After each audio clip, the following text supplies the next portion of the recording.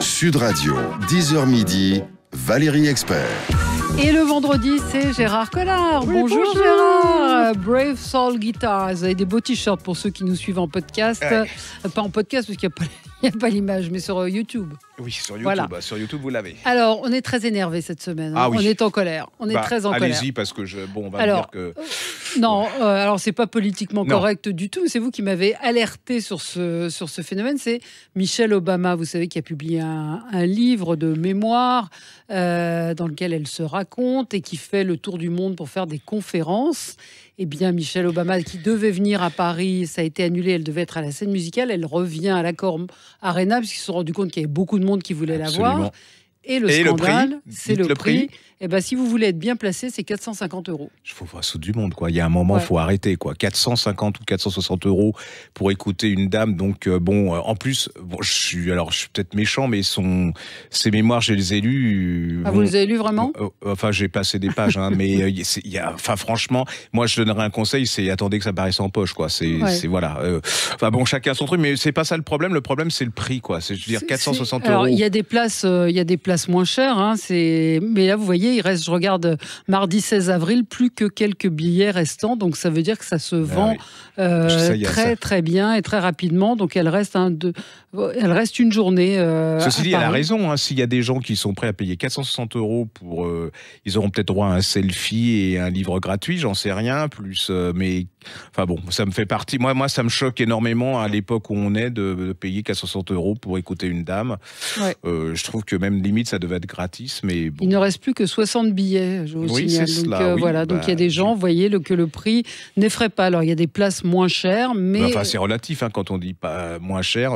Quand on voit 60 €, je crois. Oui, 60 € quand on voit le salaire de certaines personnes, je trouve ça... voilà.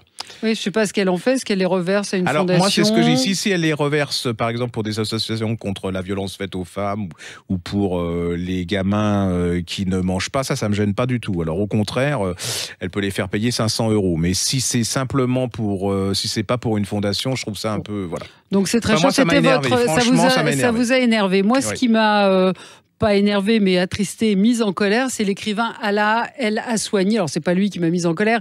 Il a écrit ce livre magnifique, J'ai couru vers le Nil, qui est paru chez Actes Sud. Et alors, figurez-vous qu'il est poursuivi en justice par le parquet général militaire pour insulte envers le président, les forces armées et les institutions judiciaires égyptiennes. Donc, voilà, moi, j'avais envie de soutenir Alaa El Aswany. Il a écrit un livre. Il dit « On me poursuit parce que je témoigne de ce que j'ai vu et de ce que j'ai vécu ». Et il explique que c'est le rôle d'un écrivain. Il dit qu'un écrivain soit jugé par un tribunal militaire, c'est quelque chose de très grave. Et c'est vrai que c'est assez... Je trouve que ça serait bien que les intellectuels, les écrivains et même les libraires en France fassent quelque chose contre ça, parce que... se mobilisent, quoi. Oui, parce que c'est quand même un peu... c'est bien que notre président aille vendre des choses en Égypte, mais ça serait bien aussi que nous, on fasse le contrepoids de ça.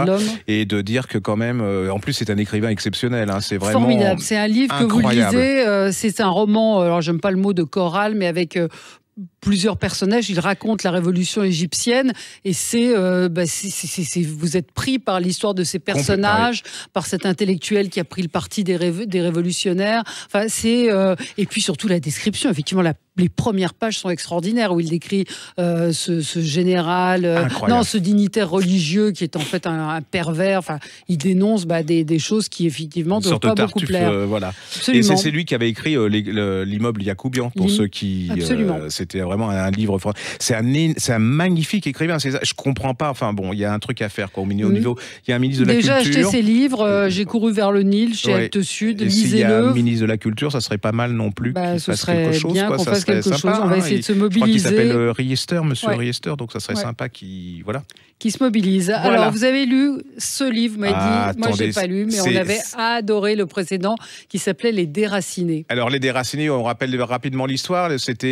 On est en 1933, c'est l'Autriche, les nazis arrivent. Au Costa Rica, il s'est passé quelque chose. Il y a un dictateur, le dictateur propose 1000 visas pour aller au Costa Rica. Il y a 1000 juifs qui vont partir au Costa Rica et qui vont reconstituer une sorte de communauté qui sera un peu l'ancêtre du kibbutz.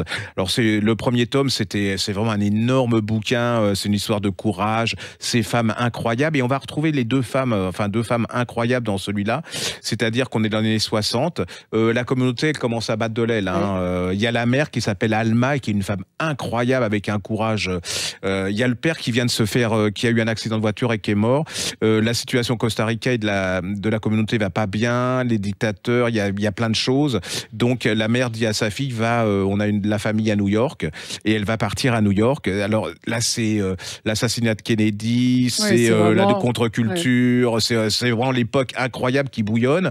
Et puis c'est surtout une belle. Alors j'aime pas dire ça parce que les gens vont se tirer en disant c'est un truc intello et c'est pas libre. C'est une réflexion sur la fille. Elle sait plus parce que sa mère est autrichienne, elle est juive, elle a vécu au Costa Rica et là elle se sent complètement happée par l'Amérique. Il y a Israël aussi. Elle se dit qui suis-je, qu'est-ce que je fais, et c'est une recherche de ça à travers tout ça. Puis c'est la petite histoire à travers la grande histoire. C'est une saga. Hein. Je disais ce qui est typique, c'est que je ralentissais la fin, c'est-à-dire que je disais je voudrais pas arriver à la fin. Mais le précédent, si vous l'avez pas lu, Les Déracinés, il vient de paraître en poche, en édition de poche.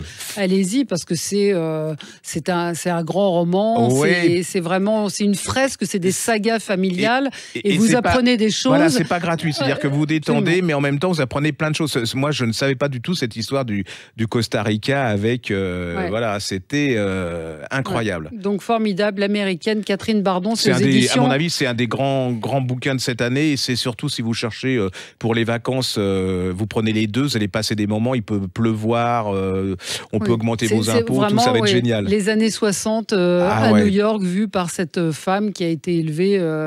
Et c'est là que je suis un peu neuneux parce que je pensais que cette femme Bardon, c'était une américaine, tellement c'est bien fait, alors que c'est une française qui écrit merveilleusement bien. D'ailleurs, on l'avait reçue au salon de Saint-Maur-en-Poche. Allez-y, l'américaine, c'est un des événements de l'année. L'américaine Catherine Bardon, c'est aux éditions Les Escales. On rappelle que les livres, vous pouvez aussi les commander sur Internet chez votre libraire, parce que je vois des gens qui disent oui, mais moi, je commande sur Amazon, ça va plus vite. Non, les libraires se sont mobilisés, ils ont mis en place des systèmes de vente par correspondance qui vont aussi vite qu'Amazon, donc n'hésitez pas. J'ai fait l'expérience l'autre jour, vous tapez vente par correspondance libraire, par exemple Garonne ou Haute-Garonne, et vous allez avoir des sites de libraires qui vendent par correspondance. Alors ça, c'est un petit bijou. Homer le homard doit-il rester dîner? C'est chez Phaidon. Je ne savais pas qu'il faisait des livres pour enfants. Ouais, alors moi non plus, mais en plus le dessin, il est magnifique, regardez. Non, là c'est la page, il n'y a que du rose. Voilà, c'est très... Voilà. C'est pas bien. Donc, je vais regarder, ça c'est pas visuel à la radio, mais vous pouvez nous retrouver sur Alors en fait, c'est l'histoire de... c'est un homard, puis on l'invite à déjeuner, à dîner, donc il se fait beau, il achète des cadeaux et tout. Il y a quand même un problème, c'est qu'on lui dit qu'on lui donne des petits bracelets pour mettre à ses pas, en disant que c'est sympa, et puis on lui dit qu'avant de dîner dans cette maison, il faut prendre un bain chaud. Donc là, il commence. Et puis il y a une petite fille qui est dans le roman et dans la BD et qui veut le sauver à tout prix, mais lui il comprend pas. Il se dit mais pourquoi elle veut me sauver? Et vous allez voir, alors ça va se castagner et tout. Puis en plus c'est comme les livres dont vous êtes le héros, parce que si vous voulez sauver le homard, vous passez carrément de la page 5 à la page 22, et c'est très très drôle, c'est rempli d'humour, et jusqu'à la fin, je trouve ça c'est magnifique, hein. Franchement, ça, même moi je suis un adulte, je suis pas sûr, mais je l'ai lu avec un grand plaisir. C'est Catherine Meurice qui l'a illustré. Catherine Meurice qui est qui était dessinatrice à Charlie Hebdo, qui a fait des livres absolument magnifiques. Et l'histoire, c'est Finn Buckley et Michael Buckley. Je trouve que c'est une superbe BD. Je sais pas, c'est entre la BD, le livre pour enfants, le livre d'humour. Regardez les illustrations, moi j'aimerais bien voir ça comme dessin. Puis comme je déteste tout ce qui est crustacé, le homard, donc je suis content que vous avez décidé qu'il s'en tire ou pas. Faut pas raconter la fin. Homer le homard doit-il rester dîner? Si vous avez des enfants ou des cadeaux à faire, je vous le conseille, c'est chez Phaidon et c'est magnifique. Alors on va continuer sur la détente, parce que je trouve que depuis quelques semaines on a fait des livres un peu durs quand même, un peu par et là vous avez Laurence Perrin qui avait écrit L'Aile des Vierges, qui était un livre qu'on avait adoré, qui vient de paraître d'ailleurs chez Pocket, qui écrit Ma chérie chez Calman Lévy. Alors moi tout toutes mes collaboratrices qui m'ont tanné en me disant il faut le lire parce que c'est génial et tout. Donc je suis sympathique, donc je l'ai lu, peut-être un peu en me disant c'est un truc de...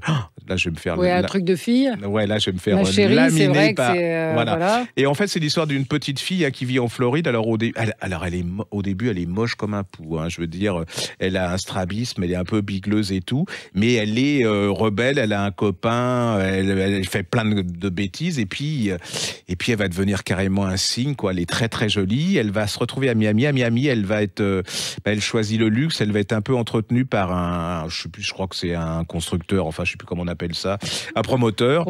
Il va être légèrement mis en prison parce qu'il est pas très très net. Et là, elle va se retrouver sans plus rien, elle va se rendre compte que les amis, ça n'existe pas quand on n'a pas de fric. Elle va prendre le car, et dans ce car, pour retourner en Floride, hein, et dans ce cas, elle va être assis à côté d'un monsieur qui est noir. Et là, sa vie va basculer parce qu'elle va se rendre compte que la vie n'est pas, c'est pas aussi sympa. On se retrouve d'ailleurs dans l'Amérique des années 60, un peu comme dans l'américaine. Il va lui arriver, alors je vais pas comme on dit, je vais pas spoiler le truc, hein, sinon on va me reprocher de raconter tout. Mais c'est un roman sympa, de détente. Mais qui aussi, avec un fond culturel qui vous fait réfléchir et dire que c'est vraiment un portrait des États-Unis des années 60. Et cette fille, elle écrit bien parce qu'elle a un sens c'est comme un film, elle a un sens du visuel du truc. Alors franchement, c'est pas, si vous êtes un garçon, un homme, vous pouvez y aller parce que je me suis fait avoir aussi, et l'aile des vierges, je m'étais fait avoir aussi, et là vous allez vous faire avoir, alors que je me disais, oh putain, c'est un truc bien pensant, le gentil, vous savez, et voilà, le racisme, le truc, et non, vous êtes complètement pris à mon avis, c'est un film, ça, c'est le gars qui fait pas un film avec ça. Donc elle s'appelle Laurence Perrin, ça s'appelle Ma Chérie, c'est chez Calman Levy, et si vous n'avez pas lu le précédent qui s'appelait L'aile des vierges, vous précipitez, c'est en pocket. Et c'était comme Downton Abbey, c'est toujours l'histoire de ces femmes qui veulent reprendre leur destin en main. Et puis pour finir, je voudrais vous parler d'un livre. Hier, vous savez, c'est la journée de la trisomie 21. Oui. Et il y a une maman qui m'a contactée et qui m'a parlé du livre qu'elle avait écrit, Sophie Marcelli. Elle s'appelle Petite histoire ordinaire d'un enfant différent. Et elle raconte en fait que ces enfants différents... ils apportent énormément de joie, énormément de bonheur, qu'il y a un cheminement à faire. Et elle raconte sa relation, elle, comme ça, son histoire particulière qu'elle a avec son fils, différent, comme elle dit. Et c'est un très, très joli livre qui, je crois, peut aider beaucoup de parents qui se retrouvent confrontés au fait d'éduquer un enfant différent. Et elle termine, elle dit, rappelons les mots de Michel Audiard, bienheureux les fêlés, car ils laisseront passer la lumière. Donc ça s'appelle Trisomie 21, petite histoire ordinaire d'un enfant différent, et c'est aux éditions Tom Pouce. Vous pouvez le commander sur Internet. Il est en vente dans toutes les librairies. Voilà, je voulais faire un coup de chapeau à ces mamans qui se prennent en main et qui ont envie d'aider les autres et de transmettre leur c'est notre regard aussi, c'est le regard des autres surtout. C'est notre regard sur... c'est ça qui est le plus important. C'est changer aussi le regard des gens sur ces enfants différents. Voilà. Bon, écoutez, je crois qu'on a un bon choix de livres. Merci Gérard. Et on se retrouve, nous, dans quelques instants pour commenter l'actualité. Sud Radio, 10h midi, Valérie Expert.